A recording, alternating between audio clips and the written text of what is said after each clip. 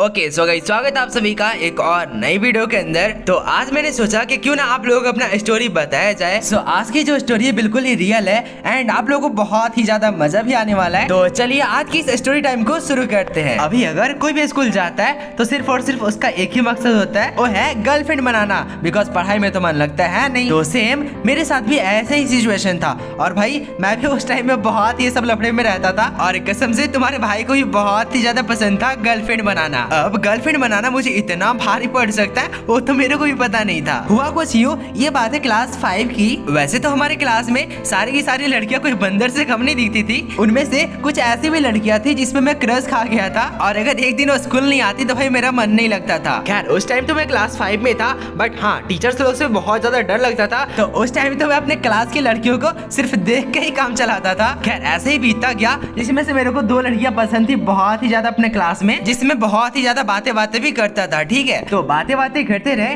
And total हमारा 3 साल बीत गया एंड फाइनली हम पहुंचे क्लास 8 में। तब तक हमारी क्लास में बहुत सारी न्यू लड़कियां भी आ चुकी थी जो कि भाई एकदम कोई परी से कम नहीं थी। बट दिक्कत इस बात का था कि जो मेरे फ्रेंड्स वगैरह थे उन लोग ऑलरेडी अपना गोटी सेट करके रखा था, मतलब कि उन लोगों ने अपना गर्लफ्रेंड चुन लिया था। ठीक है, एंड मेरे को भी ये सब देख के बहुत ही ज्यादा मन करता था। अब कहीं ना कहीं ये सब चीजें देख के मेरे को बहुत ही ज्यादा जलन भी होती थी क्योंकि मेरे फ्रेंड्स वगैरह ने ऑलरेडी गर्लफ्रेंड बना रखा था एंड मैं सिर्फ और सिर्फ बात करके ही काम चलाता था। बट इसी दौरान कुछ ऐसा हो जाता है जो कि मैंने अपने जिंदगी में कभी नहीं सोचा था। हुआ कुछ यूं कि हम सीबीएसई स्टूडेंट थे, ठीक है, एंड उस समय हम पूरा 8 क्लास में पहुंचे एंड आप लोगों को ये बात भी पता है मैं हूँ झारखंड से। तो जैसे अपन 8 क्लास में पहुंचे उस समय जो मेरी क्रश थी जिसका नाम था पूजा, मैंने कभी नहीं सोचा था कि वो ऐसा कुछ कर देगी। तो जैसे कि मैंने आप लोगों को बताया कि हमें प्राइवेट स्कूल से, मतलब हमारा था सीबीएसई बोर्ड है। ठीक है, तो 8 क्लास में आने के बाद टोटल 1 महीना ऐसे ही बीत चुका है, मतलब 1 महीना हम लोग अच्छा तरीके से पढ़ाई वगैरह कर लिए।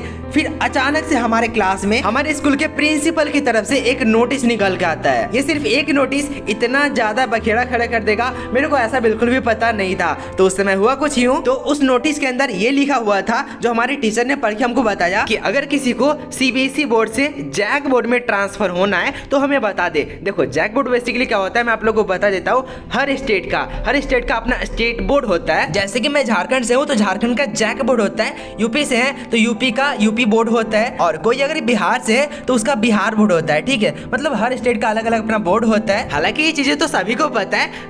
तो जैसे कि मैंने आप लोगों को बताया कि उस नोटिस के अंदर लिखा गया था कि जिसको सीबीएसई बोर्ड से जैक बोर्ड में ट्रांसफर होना है वो एक एप्लीकेशन हमको लिख के दे दे ताकि उसके लिए हम प्रिपरेशन कर पाए। ठीक है, तो भाई इस चीज को सुन के मैं बहुत ज्यादा खुश हुआ बिकॉज मेरे को ऐसा कुछ भी सीन नहीं करना था, मेरे को सीबीएसई बोर्ड से ही पढ़ना था। ठीक है, और उन्होंने ये भी बोला कि जिसको जैक बोर्ड में जाना है वो कल ही एक एप्लीकेशन लिख के प्रिंसिपल ऑफिस में जमा कर दे।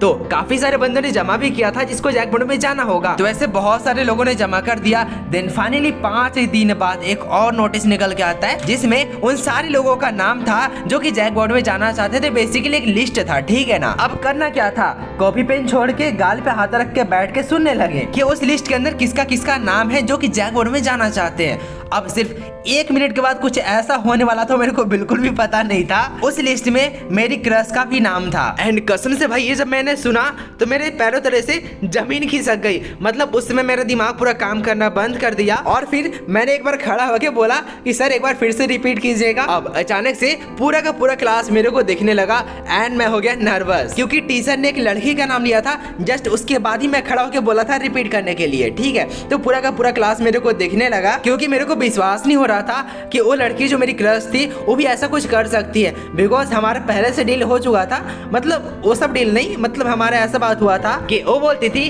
कि मुझे अपने सीबीएसई बोर्ड में ही पढ़ना है, जैक बोर्ड में नहीं जाना है। तो ठीक है, इस चलते मैंने एक बार फिर से कंफर्म कर लिया सर से कि फिर से रिपीट कीजिएगा। तो सर ने फिर से रिपीट करा और होना क्या था, होगा तो वही ना जिसका डर था। जो मेरी क्रश थी उसका भी नाम उसमें शामिल था। अब पूरे के पूरे 4 पीरियड बाकी थे। कसम से भाई जब नोटिस गया, ठीक है, जब टीचर पढ़ाने को बैठे तो मेरा बिल्कुल भी मन नहीं लग रहा था।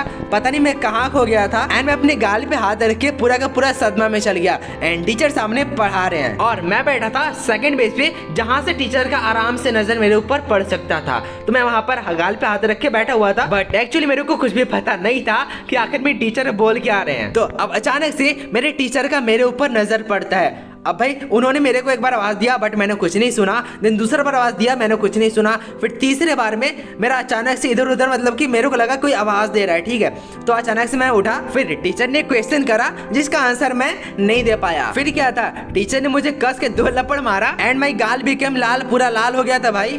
तो अब उसके बाद हुआ कुछ यूं कि टीचर ने मुझे क्लास के बाहर निकाल दिया एंड मेरे को बोला गया कि कान पकड़ के खड़ा रहो एंड मैं वैसे ही खड़ा रह गया वहाँ पे। और भाई मुझे पूरे छुट्टी तक खड़े रहना था, तो मैंने ऐसे ही पूरा खड़ा रहा, पूरा छुट्टी भी हो चुका था एंड सारे के सारे बच्चे निकल भी गए थे, बट फिर भी मेरे को स्कूल से बाहर नहीं जाने दिया गया। अब थोड़ी देर बाद ही मेरे को टीचर पकड़ के प्रिंसिपल ऑफिस ले जाते हैं, मगर हाँ ऊपर वाले का लाख लाख शुक्र है मैं वहाँ पे मार नहीं खाया, बस डांट वाट सुना एंड वहाँ वार्निंग भी मेरे को मिल गई थी। फिर काफी ज्यादा सुनने के बाद मेरे को घर जाने के लिए बोला गया। सो फाइनली मैं अपना बैग उठा के घर के लिए निकल गया एंड वैसे ही मेरे जो घर था वो स्कूल से ज्यादा दूर नहीं था, बस 1 मिनट की दूरी पे होगा। तो मैं जब घर पहुंचा, हमेशा की तरह मेरा आदत था बैग वैग फेंको और आराम से लेट जाओ। तो वैसे ही आज तो ऐसे ही मूड मेरा पूरा खराब था, तो मैंने बैग फेंका और आराम से जाके अकेले में कोने में सो गए। ऐसे ही पूरा दिन बीत गया एंड पूरा मूड भी पूरा मेरा खराब था। बाकी अपन नेक्स्ट डे फिर से अपने स्कूल में जाते, मतलब अपने क्लास में एंट्री मारते, तो मेरे कुछ क्लासमेट्स मुझे देख के हंस भी रहे थे, मगर भाई गलती तो मैंने करा था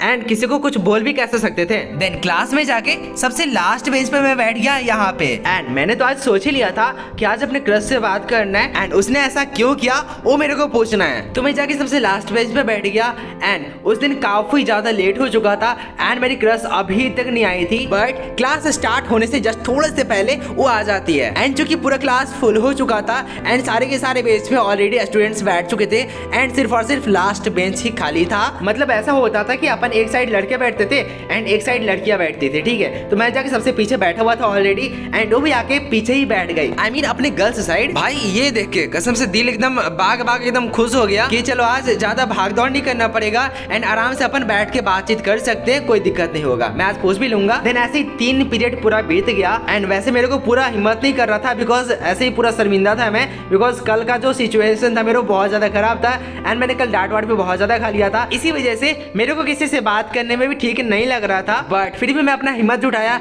एंड चौथा पीरियड जैसे ही आया तो भाई टीचर उस दिन एब्सेंट थे, ठीक है। मतलब पूरा का पूरा क्लास खाली था एंड अपना मॉनिटर अपना काम कर रहा था, क्लास वगैरह को शांत करवा रहा था and literally that was the perfect time for me बात करने के लिए। तब मैं अपने मुंह पे कॉपी को मोड़ के लगा लिया ताकि मॉनिटर को पता ना चले कि हम बात कर रहे हैं। तो मैंने बिल्कुल ही हल्के से अपनी क्रश से बोला सुनो। हालांकि उसने सुना बट उसने इग्नोर कर दिया, बट फिर भी 2 या 3 बार मैंने बोला तो फिर फाइनली वो मेरे को बोलती है बोलो क्या बात है। तो फिर मैंने बोला तुमने ऐसा क्यों करा। तो वो भी पूरा सुनने के बाद शॉक्ड हो गई कि आखिर में क्या बोल रहा है, बिकॉज उसे पता नहीं था कि वो मेरी क्रश है एंड मैं उसे बहुत ही ज्यादा चाहता हूँ। तो फिर मैंने अपने क्रश से थोड़ा गुस्से में होकर बात करा। मैंने बोला कि तुमने ऐसा क्यों करा, कि तुमने तो बोला था कि मेरे को सीबीएसई बोर्ड में ही पढ़ना है, जैक बोर्ड में नहीं जाना है। इतना बस सुनना ही था। उसने मेरे को एक ऐसा चीज बोला जिसको सुन के मैं इतना जोर से उसे थप्पड़ मारा कि पूरा का पूरा क्लास देखने लगा।